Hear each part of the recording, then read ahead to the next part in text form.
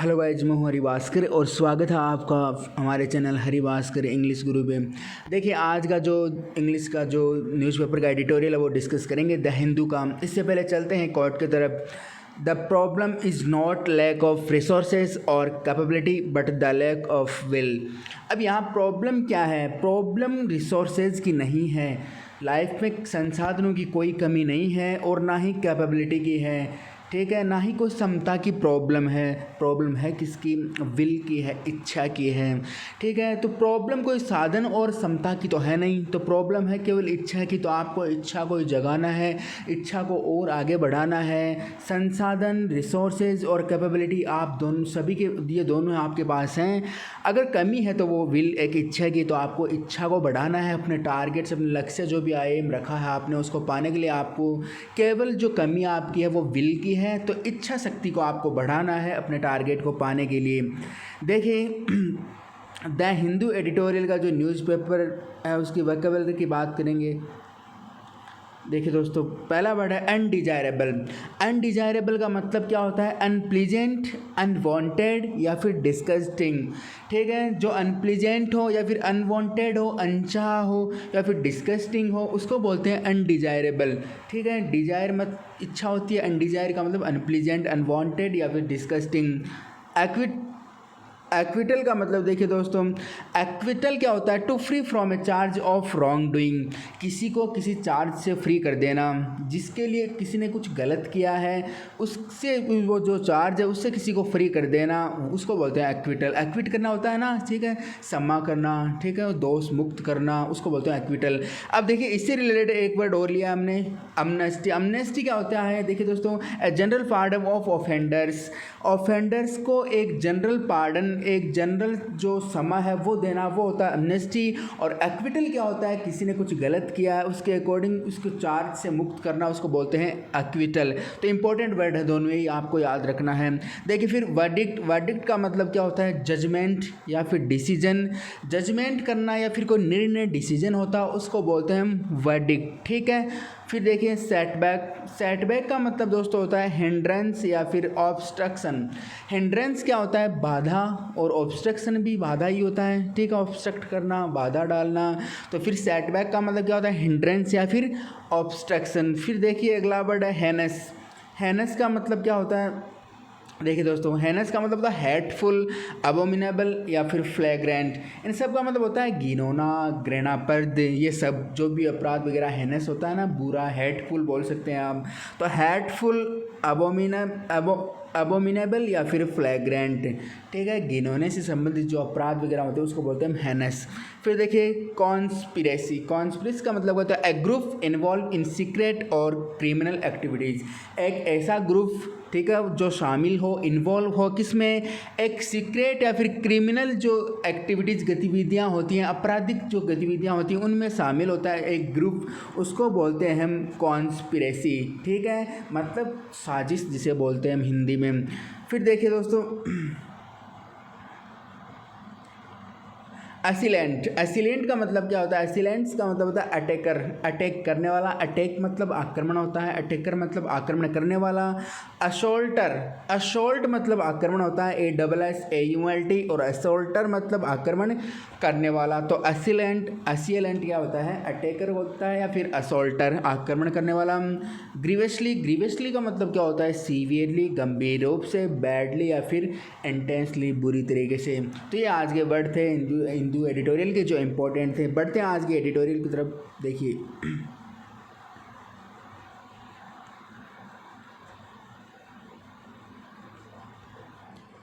देखिए दोस्तों, undesirable acquittal. Undesirable मतलब हमने क्या पढ़ा? Unpleasant, unwanted acquittal. एक्विटल मतलब क्षमा करना। तो जो अनचाही क्षमा है, अनचाही अपराध से जो क्षमा मिली है, उसके बारे में आज का एडिटोरियल दे रखा है।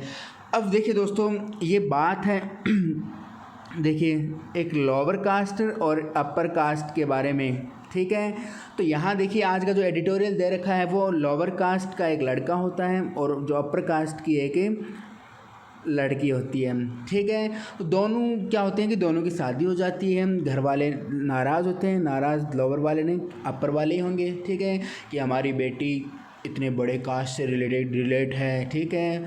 और ये जो कि भावनाएं हमेशा हमारे देश में चली आती हैं कि लोअर कास्ट वो नीचे ही रहते हैं, हमेशा ऐसी ही भावना होती है ना, और अपर कास्ट वाले अपर कास्ट ही होते हैं। ऐसा है क्यों ये पता नहीं, लेकिन हमारे देश में चलता तो है ही।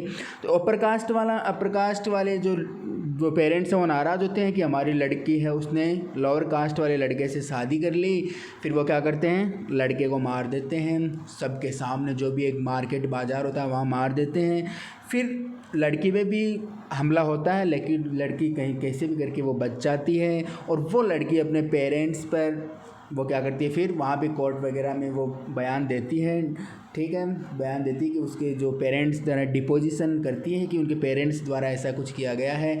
फैसला कोर्ट तक जाता है। Lower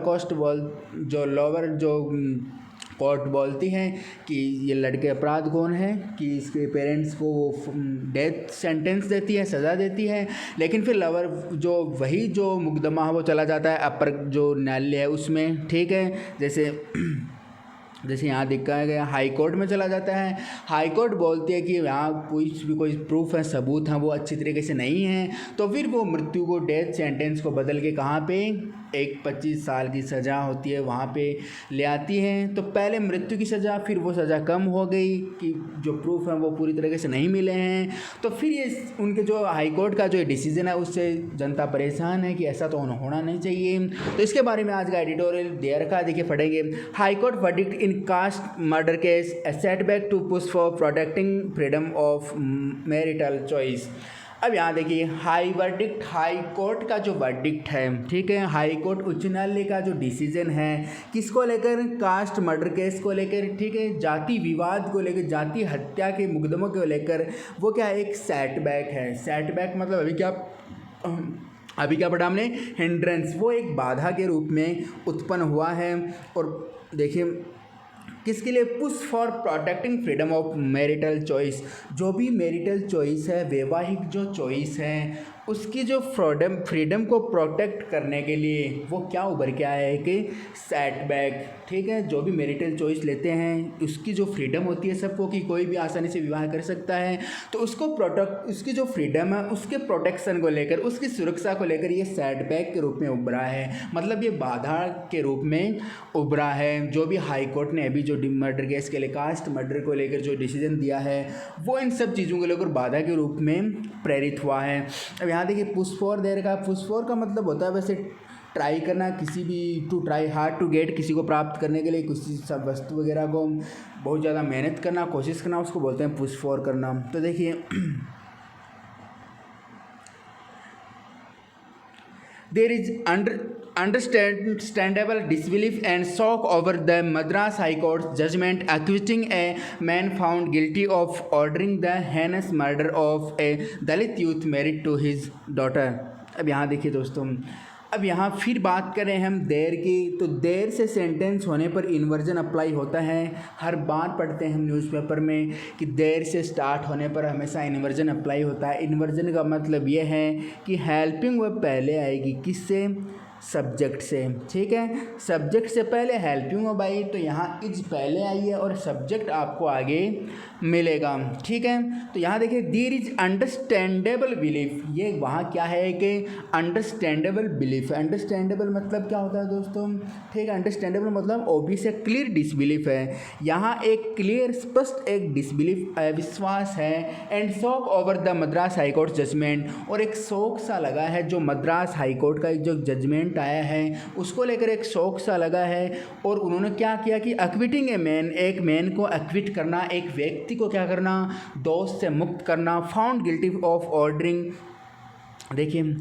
found guilty of ordering the heinous murder of a Dalit youth married to his daughter. अब क्या किया ये कि मैन फाउंड गिल्टी, जिसको गिल्टी पाया गया, दोषी पाया गया, of ordering the heinous murder of, ठीक है, और उसको इस प्रकार से माना गया कि वह एक मर्डर, उन्होंने किसका किया है, एक मर्डर किया है। अब ऑर्डर मतलब ऑर्डर देना, और हेनस मतलब क्या होता है दोस्तों, ठीक है, अभी हमने पढ़ा कि हेनस मतलब हेटफुल, फ्लैग्रेंट पढ़ा था, घिनौना।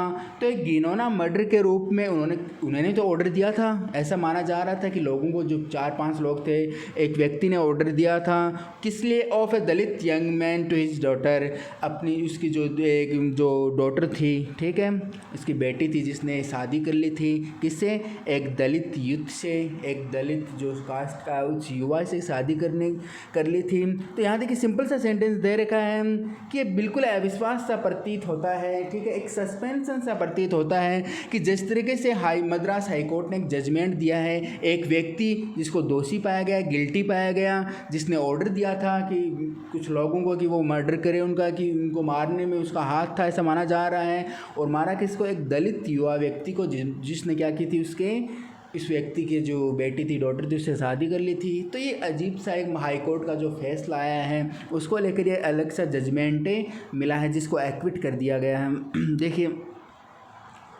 While the lower court after an expeditious trial, इसके दौरान जबकि जो निम्नतम न्यायालय है लोअर कोर्ट है, आफ्टर एन एक्सपीडियस ट्रायल, ठीक है, एक्सपेडिटिस मतलब क्या होता है, फास्ट। तो एक जो लोअर कोर्ट है उन्होंने आफ्टर एन एक्सपीडियस ट्रायल उन्होंने क्या किया, एक स्पीडी रूप से, एक जल्दी रूप ट्रायल के बाद had awarded the death sentence to B Chinnaswamy in the sensational Udumalpet Shankar murder case. जिन्होंने क्या किया था, अब अवॉर्डेड द डेथ सेंटेंस, उन्होंने एक मृत्यु की सज़ा दी, सेंटेंस मतलब सज़ा दी किसको, चिन्नास्वामी को, ठीक है। उन्होंने क्या किया था, जो भी शंकर मर्डर अभी केस चल रहा है, ठीक है, उसके लिए उन्होंने चिन्नास्वामी उनको क्या दिया था, मृत्यु की सज़ा सुनाई थी। और फिर हाई कोर्ट मद्रास ने क्या किया, उस जो डेथ सेंटेंस है उसको बदल के कहाँ पे रख दिया गया, उसको निम्न मतलब एक्विट कर दिया, कम सज़ा के रूप में कर दिया।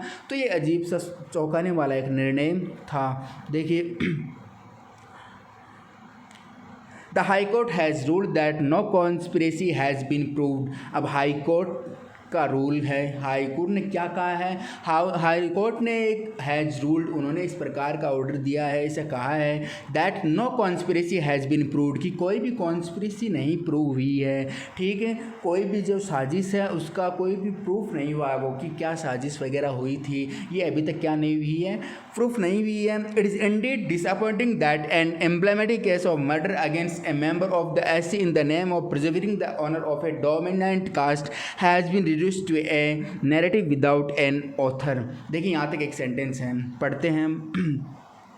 इट इज़ इंडीड डिसअपॉइंटिंग, ये बिल्कुल निराशाजनक बात है, निराश करने वाली बात है कि that an implementing case of murder, कि ठीक है कि एक मर्डर इस प्रकार का किया गया किसके विरुद्ध, against a member of the SC के जो मेंबर था उसके अगेंस्ट, ठीक है, और उसको प्रिजर्वर रखने के लिए, प्रिजर्वर किसके और क्या, प्रिजर्व मतलब संरक्षित रखना, the honour of dominant caste, जो भी प्रभुत्व उच्च कास्ट हैं उनको संरक्षित करने के लिए एक ऐसी के व्यक्ति है उसको मार दिया गया, उसका मर्डर कर दिया गया, और जो उच्च जो कास्ट है उसको क्या किया गया, प्रिजर्व किया गया, संरक्षित किया गया। Has been reduced to a narrative without an author, ये बिल्कुल जल्दी होने वाली एक घटना है, या फिर यहाँ देखिए ऑथर मतलब लेखक होता है, नैरेटिव मतलब वर्णन करना, कि बिना किसी ऑथर के वर्णन किए जाने वाली एक घटना है जिसको कम कर दिया गया, रिड्यूस कर दिया गया। मतलब इसको पूरा एक्सप्लेनेशन हुई नहीं, पहले वहाँ डेथ सेंटेंस के रूप में दिया गया और फिर उस सज़ा को कम कर दिया गया। तो इतना जल्दी काम हुआ जिसका कोई अच्छी तरीके से कोई जजमेंट नहीं मिला अभी तक। देखिए, नन अदर दैन 5 यहाँ hirelings unknown to the victim has been found guilty. Neither that जो 5 हायरलिंग्स, देखिए यहाँ हायरलिंग्स मतलब क्या होता है, वर्कर होता है, ठीक है, यहाँ दे रखा है ना HIRELINGS, ऐसा मतलब कोई भी पैसों के बदले या जो भी कोई भी काम करने वाले होते हैं उनको बोलते हैं हायरलिंग्स। तो hirelings unknown to the victim has been found guilty, जो भी अज्ञात जो थे मतलब लोग थे, वर्कर थे, 5 जो हत्यारे थे ऐसा माना जा रहा था, तो उनको क्या किया था, the victim has been found guilty, उनको क्या किया गया, हैज़ बीन फाउंड गिल्टी, उसको गिल्टी पाया गया, ठीक है, उनको दोषी पाया गया, जो भी अज्ञात लोग थे। Their death sentence have been commute to a life sentence without remission for 25 years. यहाँ देखिए, देयर डेथ सेंटेंस, उनकी जो डेथ सेंटेंस है, उनकी जो मृत्यु की सज़ा है, हैव बीन, देखिए, have been commuted to a life sentence without remission for 25 years. अब यहाँ क्या कर दिया गया, उनकी जो मृत्यु की सज़ा उनको कम्यूट कर दिया गया, ठीक है, मतलब चेंज कर दिया गया, बदल दिया गया, to a life sentence without remission for 25 साल के लिए, ठीक है, बिना किसी छूट के, ठीक है, उनका जो जो भी मृत्यु की सज़ा था वो वहाँ यहाँ तक बदल दी गई, मतलब उनको एक कारावास की सज़ा दी गई। पहले जो मृत्यु डेथ सेंटेंस थी अभी वो बदल दी गई। वी शंकर, यहाँ देखिए दोस्तों, V Shankar had succumb to as many as 33 injuries inflicted under the gaze of CCTV cameras at a busy marketplace at ये क्या है, उदुमप्लेट है, ठीक है, टाउन इन तमिलनाडु इन मार्च 2016। यहाँ देखिए तो यहाँ क्या किया गया, देखिए वी शंकर जो भी जिसकी हत्या की गई थी, ठीक है, हैड सकम मतलब ऐसे समर्पण करना, ठीक है, हार मान जाना। तो had succumb to as many as 33 injuries, उनकी जो 33 इंजरीज थी उस तरीके से हुई, मतलब उनको इतनी बार जो अटैक है उन पर किया गया under the gauge of CCTV cameras, जैसे कि CCTV कैमराज में देखा गया तो वहाँ ऐसा देखने को मिला। एट ए बिजी मार्केट प्लेस, और वो एक जहाँ सबसे ज़्यादा जो बिजी मार्केट प्लेस होता है, ठीक है, इस प्रकार के टाउन में, ठीक है, 2016 में तमिलनाडु का जो बिजी मार्केट प्लेस है, ठीक है, उदुमप्लेट जो नाम दे रखा है, तो वहाँ पे क्या किया गया, सबके सामने, ठीक है, CCTV कैमरेज में देखने को मिला कि सबके सामने जो बिजी मार्केट प्लेस है वहाँ पर उनकी हत्या की गई थी।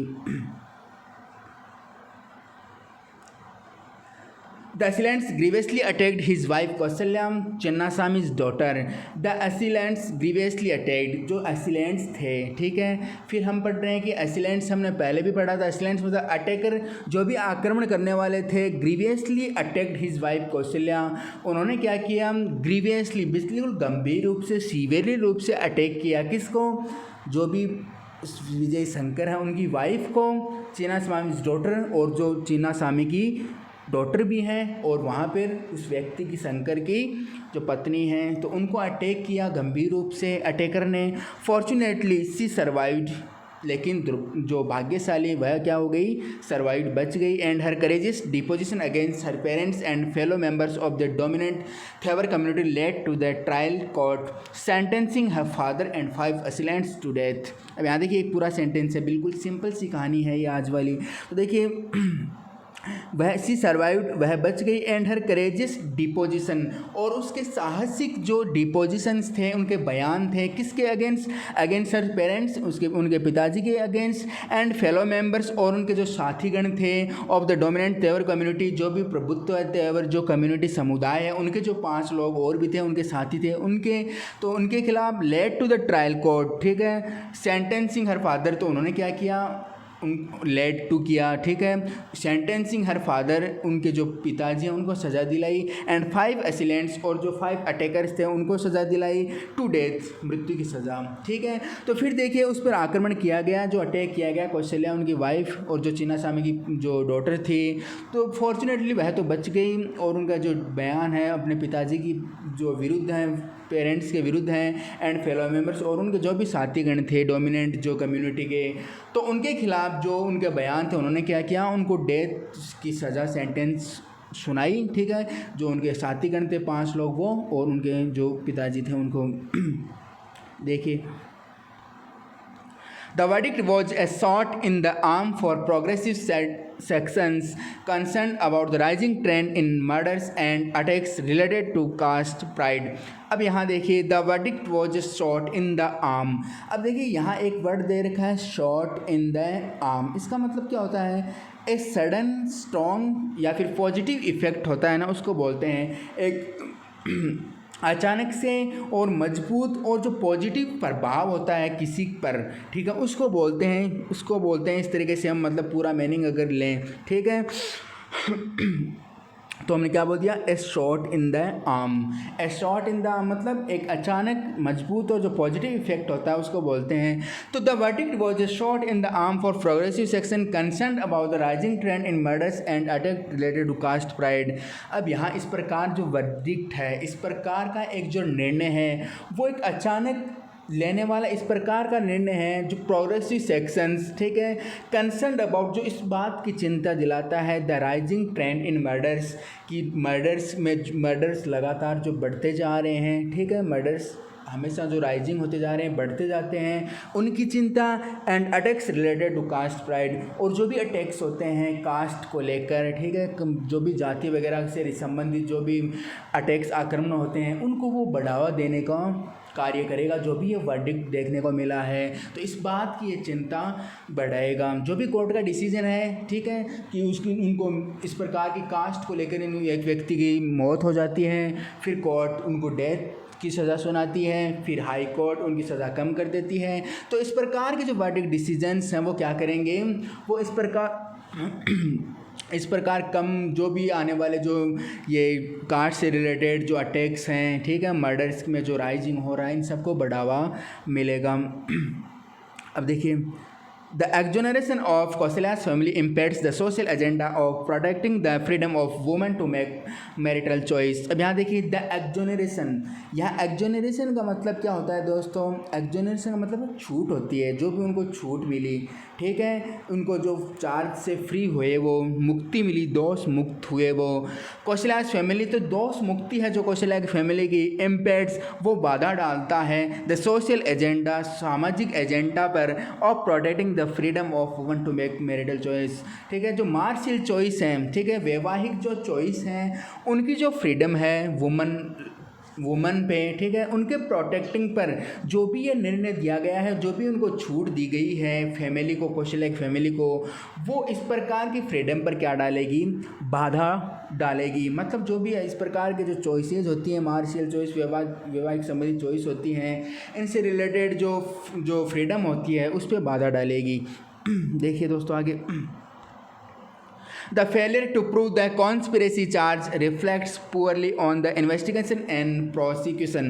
अब यहाँ देखिए फेलियर, जो भी असफलता है, फेलियर से पहले देखा यूज हुआ है, क्यों हुआ है फेलियर जानते हैं ना, ठीक है, जो भी पहले डेथ की सज़ा और फिर इन्वेस्टिगेशन न होने के कारण ढंग से, फिर उनकी वो सबूत ढंग से नहीं मिले तो उनकी सज़ा कम कर दी। तो ये जो फेलियर है to prove the conspiracy charge, जो भी साजिश संबंधी जो चार्ज लगाए गए थे, ठीक है, उनका जो प्रूव है, उनकी जो प्रूव लाने में जो असमता है, फेलियर है, रिफ्लेक्ट्स पुअरली, ठीक है, on the investigation and prosecution, वो इन्वेस्टिगेशन जांच पड़ताल पर एंड प्रोसिक्यूशन, ठीक है, और अभियोग पर क्या डालती है, एक कमज़ोर पर्दा डालती है। कमज़ोर पर्दा डालने मतलब उनको कमज़ोर ठहराती है, ठीक है। जो भी असफलता मिली उनको कॉन्स्पिरेसी चार्ज को लेकर कि आशंका हुई है ऐसी, लेकिन फिर वो बोल रहे हैं कि उनके सबूत नहीं मिले। आशंका तो ऐसी, कॉन्स्पिरेसी तो देखने को मिली कि जहाँ CCTV वगैरह में वहाँ पे जो भी मिला देखने को, सबके सामने उनकी मौत हो गई, लेकिन इनके सबूत नहीं मिले। तो ये जो फेलियर है वो इन्वेस्टिगेशन और प्रोसिक्यूशन में क्या करेगी, उनको कमज़ोर ठहराती है, पुअर बनाती है। देखिए, The main question that arises is who had sent the assailants to eliminate the couple। The main question, जो मुख्य क्वेश्चन है, that arise जो उठता है, is who had sent, कि किसने भेजा होगा the assailants, उन अटैकर्स को, to eliminate the couple, उन कपल्स को एलिमिनेट करने के लिए, ठीक है, उन लोगों को मारने के लिए। एलिमिनेट मतलब आप यहाँ किल बोल सकते हैं, ठीक है, क्योंकि मारने की तो कोशिश की ना, तो यहाँ इस प्रकार एलिमिनेट बोल सकते हैं। तो सबसे बड़ा क्वेश्चन ये उठता है कि किसने भेजा उनको मारने के लिए। इफ नॉट कौशल्यास पेरेंट्स, यदि कौशल्या के पेरेंट्स ने नहीं भेजा, it is indeed true that a conspiracy ought to be proved through an unbroken chain of circumstances. तो इट इज इंडीड ट्रू, ये वास्तविक एक सत्य है कि जो कॉन्स्पिरेसी है, ठीक है, जो कॉन्स्पिरेसी आशंका है, ऑट टू बी प्रूव्ड, वो एक प्रूव होनी चाहिए, ठीक है, इस प्रकार से प्रूव होनी चाहिए कि इस प्रकार की कौन सी आशंका है ये, ठीक है, किसने ऐसा किया, वो प्रूव होना चाहिए।